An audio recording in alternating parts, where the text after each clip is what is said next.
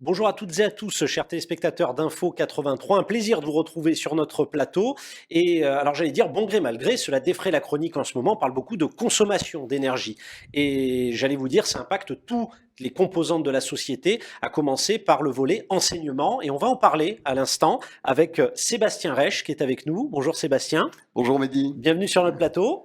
merci. Alors Sébastien Reich, vous êtes ce qu'on appelle communément le DAF, hein, le directeur administratif et Exact. financier du cours Fénelon, donc qui est une institution à Toulon, institution privée de l'enseignement. Et alors on peut le rappeler peut-être l'adresse pour nos téléspectateurs, le 251 rue Pourquoi pas à Toulon. Absolument. Alors on rappelle pourquoi pas aussi pour l'anecdote, hein, c'était un navire, hein, c'est pas une expression, c'est un navire du commandant Charcot. Alors justement, Sébastien Reich, est-ce que vous pouvez brièvement nous parler du cours Fénelon et de cet impact en termes de consommation? Parce que je pense qu'on passe du simple au quadruple. Oui, absolument. Donc le cours Fénelon que tout le monde connaît à Toulon, puisqu'il existe depuis 1904, sous tutelle des Pères Maristes. Donc on fait partie du club très fermé des entreprises centenaires de Toulon, enfin, des associations Un enseignement et privé, hein, on institutions. le rappelle pour nos Anciennement téléspectateurs. privé sous forme association en 1901, d'où la création en 1904. Donc 118 ans au service des familles toulonnaises et de leurs enfants, avec 1300 élèves, 1500 personnes et 12 000 mètres carrés de locaux qui aujourd'hui nous causent problème Eh puisque, oui. puisque la flambée de l'énergie fait que nous devons chauffer, éclairer et entretenir tous ces locaux euh, dans un contexte qui est assez difficile. Alors ça a été, est-ce qu'on peut dire, Sébastien, ça a été abrupt, c'est vraiment cette année où vous avez observé tout d'un coup cette consommation plus élevée. Alors, j'allais dire en termes de consommation, on parle de quoi? Électricité, de gaz? Est-ce que vous pouvez nous en dire plus? Alors la consommation en elle-même n'est pas plus élevée que les autres années. Par contre, ce sont les tarifs qui Eh sont oui. plus élevés que les autres années. Donc en ce qui concerne le gaz, le fuel et l'électricité, surtout, nous avons une moyenne de x4.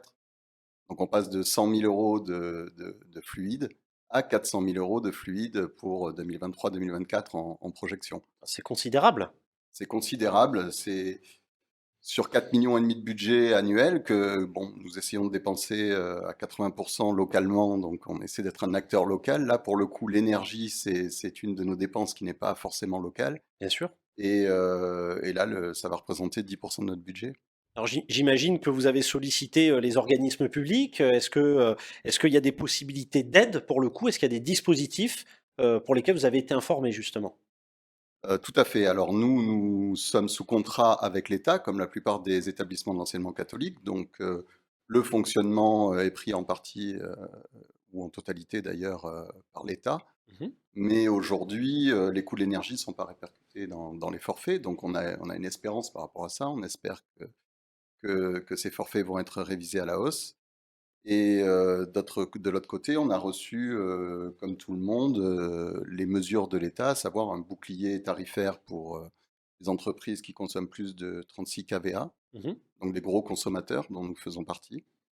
Un PGE résilience, alors PGE résilience énergétique qui s'apparente au PGE qu'il y avait eu lors du Covid. Mhm. Donc c'est un prêt à tarif préférentiel qui est soutenu par la BPI et qui devrait permettre de réaliser des investissements de transition énergétique. Très bien. Donc c'est quelque chose que le cours Fénelon a déjà, on peut dire, souscrit. Oui, enfin non, nous n'avons pas pour l'instant souscrit puisque ces aides commencent en janvier 2023. Très bien. Donc on est toujours dans l'espoir de les avoir. Par contre, nous étions déjà en démarche de développement durable. Pour faire un petit rappel historique, en 2015, il y a eu l'encyclique du pape Laudato Si, Mhm.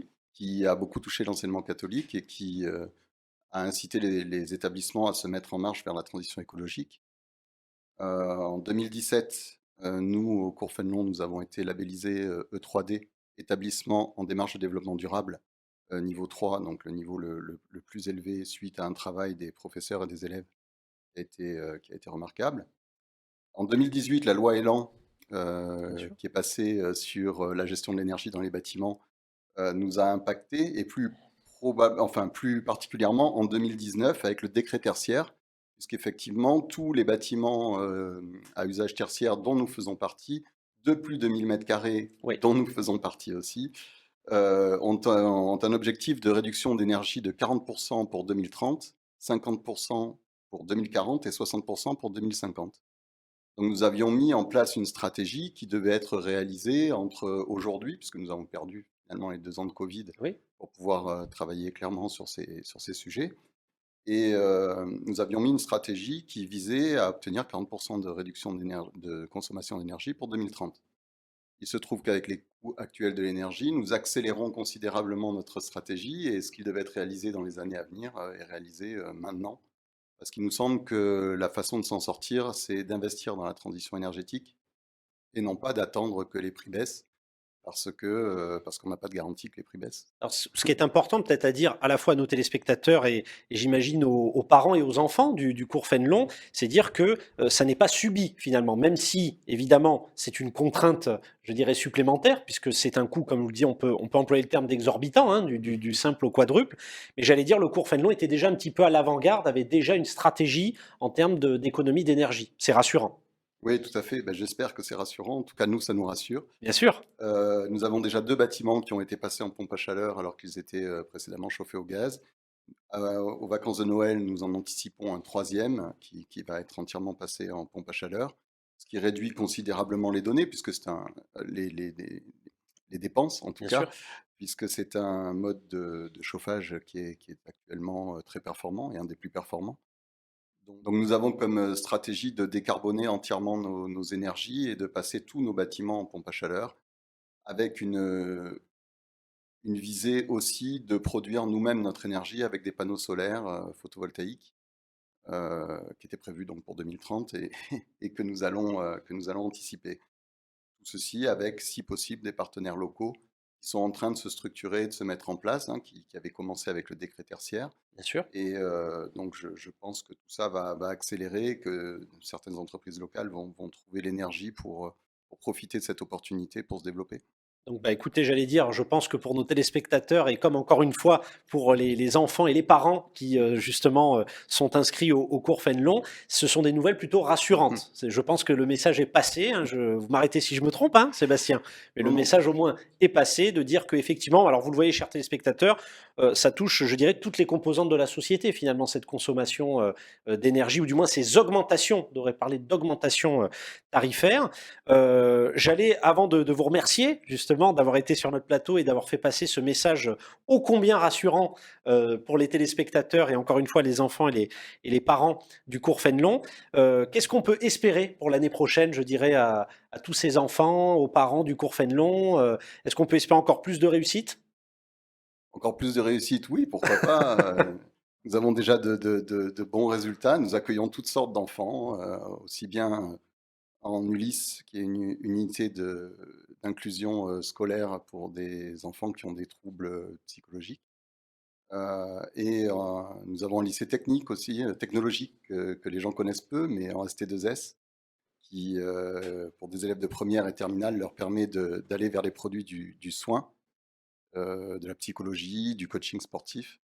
Donc voilà, j'espère que tous nos élèves vont réussir. En tout cas, nous essayons de donner les moyens pour que chacun d'eux puisse tirer le meilleur de ce qu'il peut faire. Eh ben, écoutez, c'est sur cette note positive que je vous remercie infiniment, Sébastien Rech, d'avoir été sur notre plateau. L'occasion aussi de souhaiter de joyeuses fêtes de fin d'année, une bonne fête de la Nativité. Parce que Absolument. j'allais dire là, On le se prépare. contexte s'y prête, On se avec justement prépare. l'enseignement privé. Et encore merci d'avoir été sur notre plateau. De bonnes fêtes aussi à vous aussi.